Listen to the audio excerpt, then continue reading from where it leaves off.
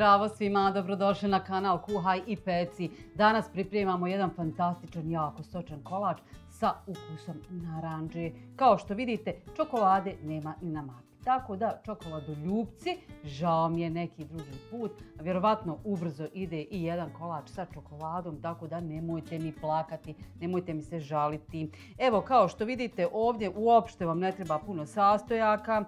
Što se tiče kore, koru radimo od bjelanaca, žumanca koristimo za kremu. U kremu ide cijeđeni sok od narandže. Ja vas lijepo molim da me napomenete kada dođemo do kreme da ja imam jednu narandžu u zamrzivaču i da mi ona treba da naribam koricu.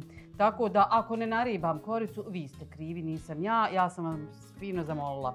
Evo ovako, hajmo mi početi sa poslom, nećemo previše pričati. Treba odvojiti bjelance i žumance. Žumance u neku manju zdjelu, tako da nećete ništa miksati, nego ćete ubaciti ovo mlijeko o tom potom. Uglavnom, bjelance moraju ići u ovu veliku zdjelu da ih možemo dobro umutiti.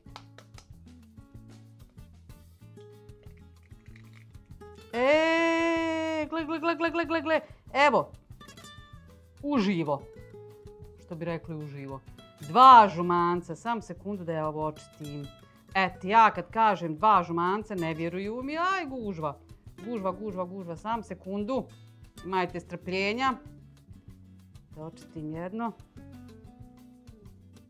Evo, pogledajte. Kako sam ih ucicala. Sad šviti ovam 2. Što ću ova tolikim žumancima u kolaču? Ovo bit će kreme iza komšiluka. Čekaj da vidimo. Jes, boga mi, još 2, ljudi. Ne mogu da vjerujem.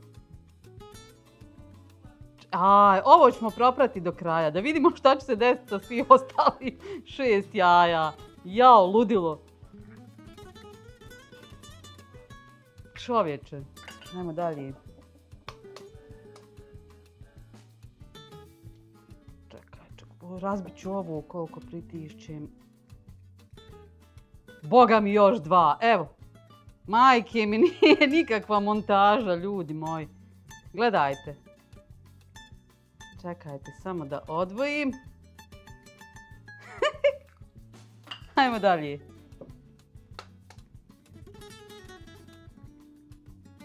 Još 2. Čekajte da nađem neku veću, tako čvršću ljusku. Nevjerovatno. Dešavalo mi se da bude u jednom, eventualno 2 jajeta po jednoj školjki, jel? Međutim, ovoliko zaredom nikada. Nema veze, mislim, da budemo realni, nisu to sad neka žumanca od pol kile, jel, da će to nešto utjecati na količinu kreme, ma neće, ba, ja se šalim. Ali eto, simpatično je vidjeti. Puna zdjela. Imamo još 2, da vidimo šta se sa ovim dešava. Boga mi ovdje jedan ćorak. Žao mi je, zabava je završena. Odmah da vam kažem, i u ovom posljednjem je bilo 2 žumanca. Evo, možete prebrojati. Mora biti neparan broj kada je ono jedno bilo. Evo ovako, što se tiče bjelanca, ovdje ću dodati samo pola šećera, pa ćemo ga čvrsto umutiti, pa tek onda dodati ostatak šećera. I onda mutiti dok vam bjelance ne bude onako bijelo i glatko.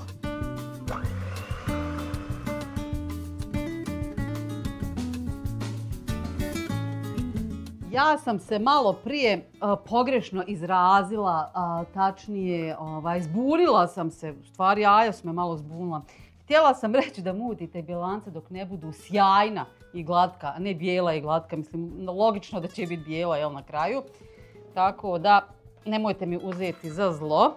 Ovdje ćemo dodati sada mljevene orahe. I dodat ćemo brašno. Ovo ćete lagano špatulom da promiješate. Nemojte bacati ovo bjelance, nego lagano prevrćite ovako.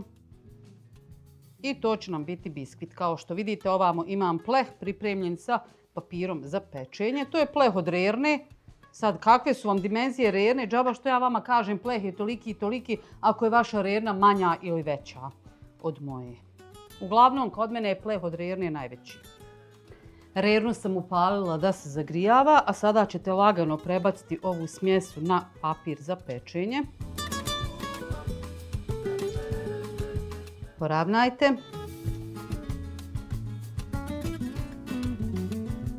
Biskvit je spreman za pečenje. Stavljamo ga u zagrijanu rirnu. Nemojte da vam papir pobjegne.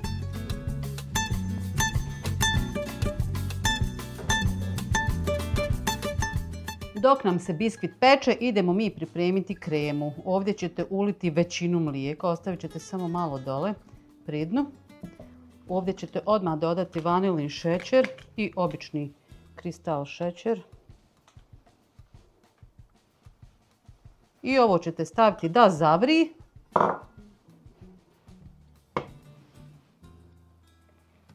U ostatak mlijeka ćete dodati cijeđeni sok od naranđe. Jesam li uzela smrznutu naranđu? Nisam. Sad ću se ja vratiti. Samo da istresem ova famozna žumanca. Odoh po naranđu. Vidite, nije skroz smrznuta, ali dovoljno je smrznuta da je mnogo lakše naribamo. Zato je malo zamrznete.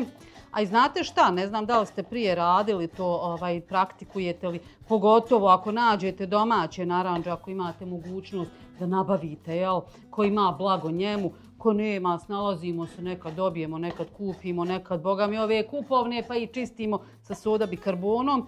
Zamrznete naranđe, to vam hoću reći, ja odem skroz negdje tamo. I onda tu naranđu, ovako, komplet naranđu, znači ne samo koru, nego i unutrašnjost, ribate na krem namaz, znači na palačinke i onda to smotate. Jao, kakav to ukus bude. Haos. Taman će mi ostati ove unutrašnjeg dijela naranđe, mogli bi večeras jedni palačinci leći. Sve ovo dobro umutite, pa ćemo na kraju dodati i ovaj gustin. Ja se raspričala kao da mi mlijeko nije ovamo na šporetu, samo što nije prokuhalo. Dodajemo gustin. Sve ću vam sastojke napisati u opisu videa, tako da ćete znati šta vam sve treba i u kojim količinama za ovaj kolač. Ovo sve dobro izmiješajte da dobijete smjesu kao za puding. I naravno u ovo mlijeko ćete dodati i skuhati najobičniji puding. Mlijeko je provrlo, dodajemo smjesu, miješamo stalno i kako reko, skuhamo puding. Neke 3 minute otprilike treba. Evo me. Krema je gotova, biskvit gotov. Izvadit ćemo tu na papir. Ovo bi trebalo odmah dok je vruće da se izreže. No moramo prvo odvojiti ovaj papir od biskvita. Ne bi popastili. Evo vidite, ovdje već počinje da se kida zajedno sa papirom. Nećeš. Evo, hoće ipak. Nema veze, neće ništa biti. Evo, odvojili smo. Sada ćemo ga izrezati. Sad možete izrezati po dužini ili po širini. Ako idete po širini, onda bi trebali dobiti 4, mada se bojim da će biti preuski, ali eto 4 rolata. Ili po dužini pa da dobijete, rolata, kore, po dužini pa da dobijete 3. Tako da birajte kako ćete, samo morat ćete voditi računa o raspodjeli kreme na 3 ili 4 dijela. Vidjet ćete i sami. To je na 2, odnosno 3 dijela, pardon. Tako. Sada ćete ovo polako, ovo mi ne treba, izvrnuti.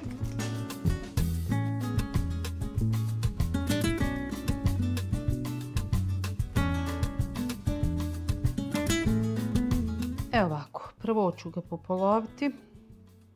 Valjda nekom odokativnom metodom, ravnomjerno, u što čisto sumnjam da će biti.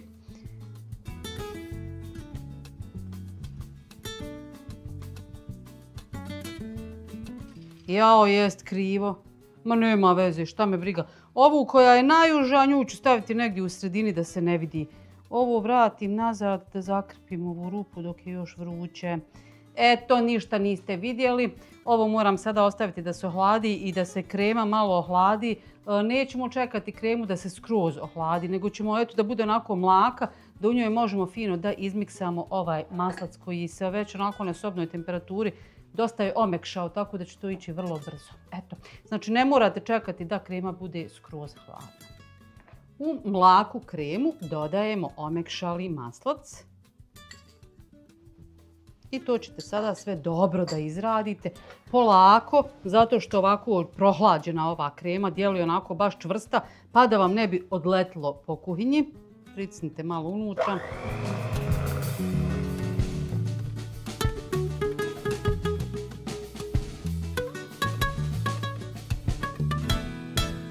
U dubljoj zdjeli ćete umutiti 250 ml šlaga, tečnog šlaga. Ova druga čaša mi je, mislim, viška, vidjet ću hoće li mi zatrebati kasnije za ukrašavanje.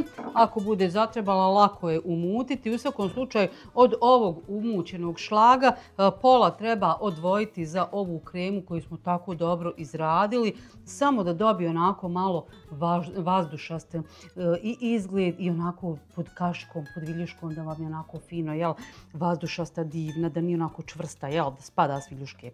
Hajmo mi to sad fino umutiti.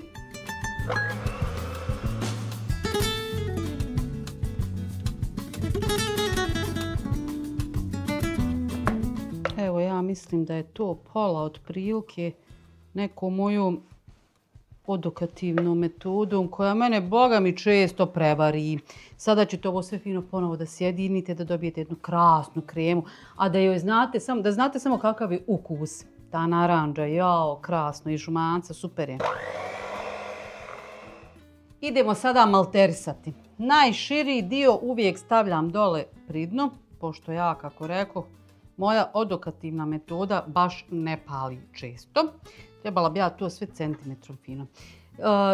Krema na 4 dijela, koliko je kora, toliko je krema i na kraju ćete završiti preko kreme, će vam doći ovo malo šlaga. Ukoliko bude bilo potrebe, umutit ćemo još, mada mislim da neće biti potrebe, da ne dominira šlag.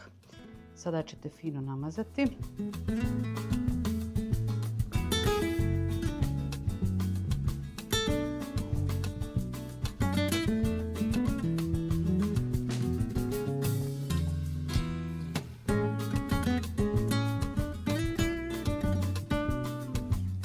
Vidite, ja kad pravim ovako ove četvrtaste kolače, rolate, torte, nije bitno kako već zovete. Znači, volim da se poslužim ovim plastičnim za rezanje tijesta, da dobijem taj neki, jel, ravan rez ovamo sa ove strane. Nije rez, nego eto liniju, da mi ne ostane prazno. Vidite kako je sa ove strane, a vidite kako je sa ove ovamo lijepo.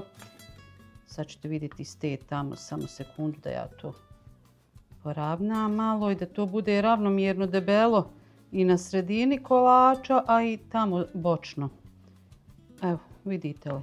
Je li bolje? Priznajte da jeste. Da vidimo koju ćemo krajnju, evo ovu donju.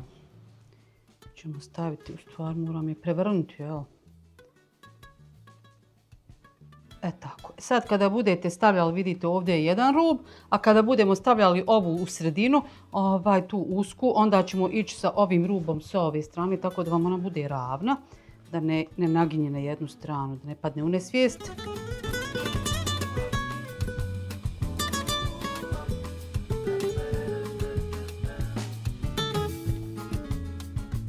Vidite kako je ona uska, ali nema veze, mi ćemo poredati krem preko, tako da popunit će ove rupe.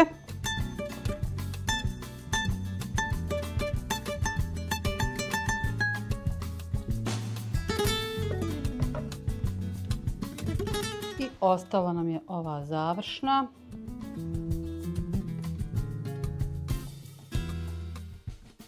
Super je to leglo.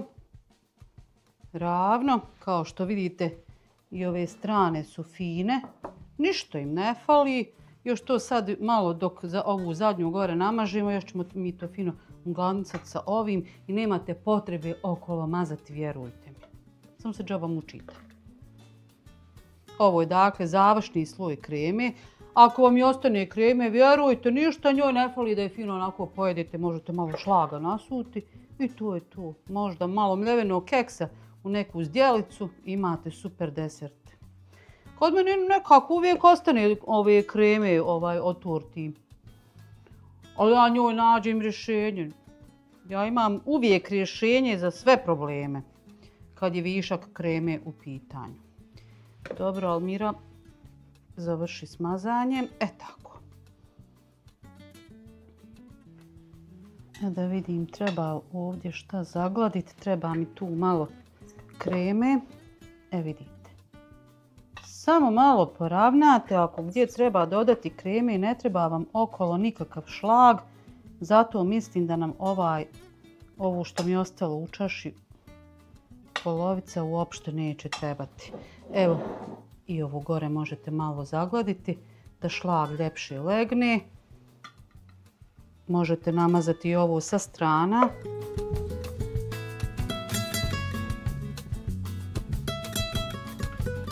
I sada ćemo nanijeti ovo malo šlaga što smo uspjeli odvojiti. Moramo ga polako razmazati, premutio se, prečvrst je.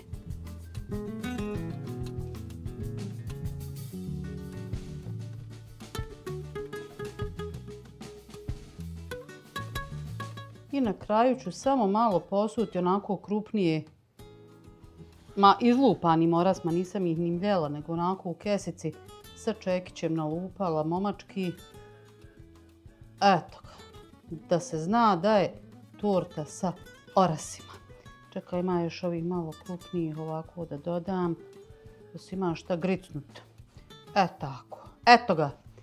To bi bilo to za danas. Nadam se da vam se recept dopada, obavezno isprobajte, krema je fantastična. Naravno, ovakvu kremu možete iskoristiti i u neke druge torte, samo šta ćete uraditi sa bjelancima, ne znam. Ako vam se potrefi da imate 6 jaja, a 11 žumanaca, javite mi se.